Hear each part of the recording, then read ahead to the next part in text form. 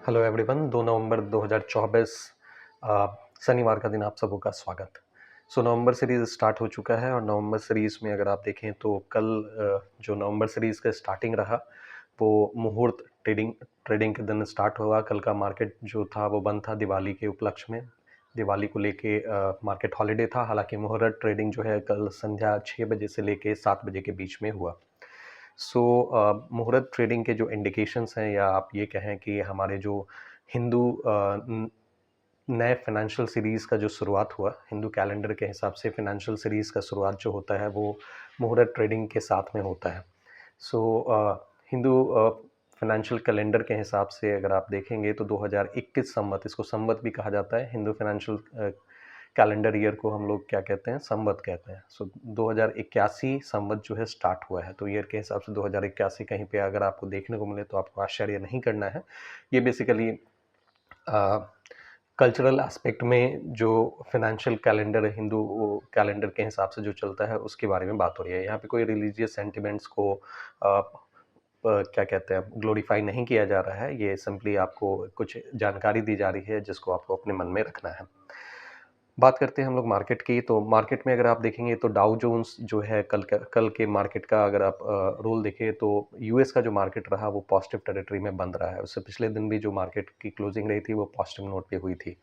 Dow Jones जो है लगभग 0.7% की तेजी के साथ में बंद हुआ है। S&P 500 में भी लगभग 0.4% की तेजी देखने को मिली है, और इसके अलावा अगर नास्डैक देखेंगे तो ये भी 0.8% की तेजी के साथ में बंद हुआ है। तो ओवरऑल यूएस मार्केट जो है वो पॉजिटिव नोट पे बंद हुआ है।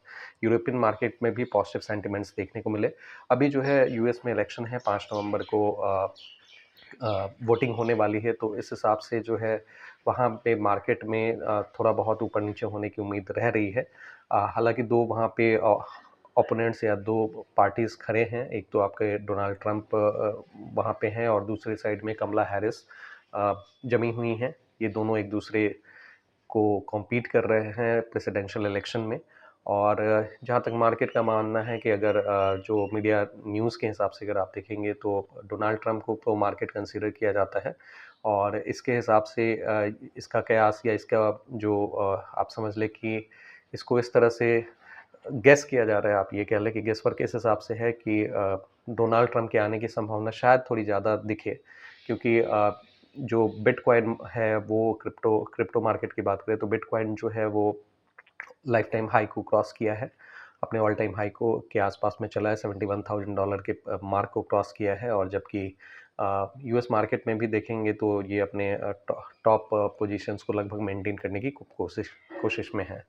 सो ये सारा सिचुएशन हमें देखने को मिल रहा है। तो यूएस मार्केट जो है वो पॉजिटिव नोट पे बंद हुआ है, यूरोपियन मार्केट भी पॉजिटिव है। हालांकि एशियन मार्केट में मिक्स थोड़े सेंटिमेंट्स देखने को मिले, ज़्यादातर नेगेटिव सेंटिमेंट्स देखने को मिले।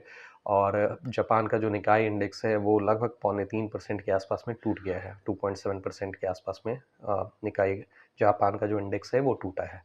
सो एशियन मार्केट में थोड़े नेगेटिव सेंटिमेंट्स देखने को मिल रहे हैं।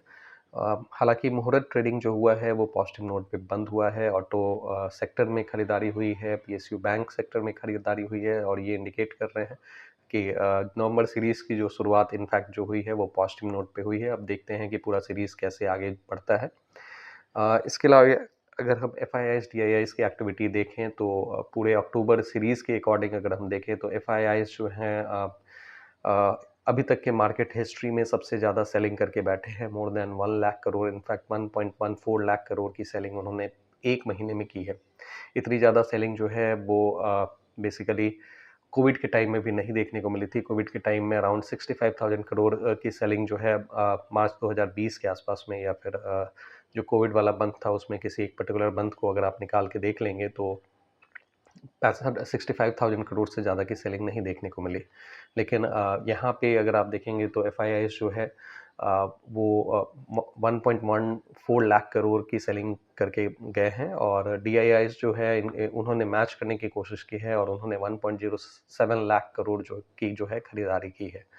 डी आई आईज भी जो है अपने मसल्स को फ्लेक्स कर रहे हैं। आप ये कह सकते हैं कि डी आई आईज ने एक तरह से एफ आई आईज को मैच किया है। एफ आई आईज का मेन कंसर्न जो मेंशन किया जा रहा है वो ये किया जा रहा है कि इंडियन मार्केट जो है ओवर वैल्यूड कंसीडर किए जा रहे हैं। वैल्यूएशन वाइज जो है इंडियन मार्केट महंगा कंसीडर किया जा रहा है। और इस हिसाब से एफआईआई जो है यहाँ से पैसे निकाल के चाइनीज़ मार्केट की तरफ में बढ़ रहे हैं, चूँकि चाइना का इकोनॉमी जो है वो रिवाइवल के संकेत दे रहा है। वहाँ पे जो पॉलिसी मेजर्स लिए गए हैं वो उम्मीद की जा रही है कि वहाँ पे रिवाइवल होगा। रिवाइवल की प्रक्रिया जो होगी तेज़ होगी, तो ये बेसिकली माना जा रहा है कि इंडिया से जो है पैसे वो निकल के चाइनीज़ मार्केट में जा रहे हैं। इसके अलावा अलग डेटा पॉइंट जो में अगर हम बात करें तो आईपीओ से रिलेटेड जो है नेक्स्ट वीक में हमें नीवा बुपा हेल्थ इंश्योरेंस का आईपीओ देखने को मिलेगा। 7 नवंबर को ये आईपीओ खुलने की उम्मीद है और 3000 करोड़ का ये आईपीओ आएगा। और इसमें अगर आप देखेंगे तो 3000 करोड़ में अगर आप देखें तो 800 करोड़ जो है वो फ्रेश आईपीओ के हिसाब से होगा, फ्रेश मनी पंप किया जाएगा जो कंपनी के ग्रोथ में जाएगा। और रिमेनिंग जो 2200 करोड़ जो अमाउंट है वो बेसिकली ऑफर फॉर सेल के हिसाब से है। ऑफर फॉर सेल पे बेसिकली क्या होता है कि जो एग्जिस्टिंग इन्वेस्टर्स होते हैं वो बेसिकली अपना जो स्टेक है वो पार्ट या जो भी है वो सेल आउट करके जाते हैं, वहाँ पे इंडिविजुअल अकाउंट्स में ये पैसे जाते हैं। ये कंपनी के ग्रोथ में यूज़ नहीं होता है इन जनरल, ऐसा माना जाता है।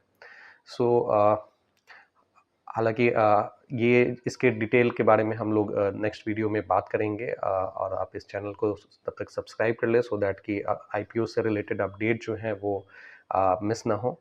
हमने पहले भी आईपीओस कवर किए हुए हैं और उसमें बहुत सारे आईपीओस जिन पे हमने डेटा पॉइंट्स के बारे में बात की है और जिनके डेटा पॉइंट्स अट्रैक्टिव दिख रहे थे, उनके आईपीओस के भी रिजल्ट काफ़ी शानदार रहे, उनकी लिस्टिंग भी काफ़ी शानदार हुई है। तो आप इसको मिस ना करें, आप इस चैनल को सब्सक्राइब कर लें ताकि इस तरह के अपॉर्चुनिटीज़ आपके मिस ना हो। एनीवेज, अगर आपको लगता है कि यहाँ से कुछ वैल्यू मिला है तो आप इस वीडियो को लाइक करें, इस चैनल को सब्सक्राइब करें। अगर आपके कुछ क्वेरीज हैं तो नीचे कमेंट बॉक्स में ज़रूर मेंशन करें। Thank you for your participation.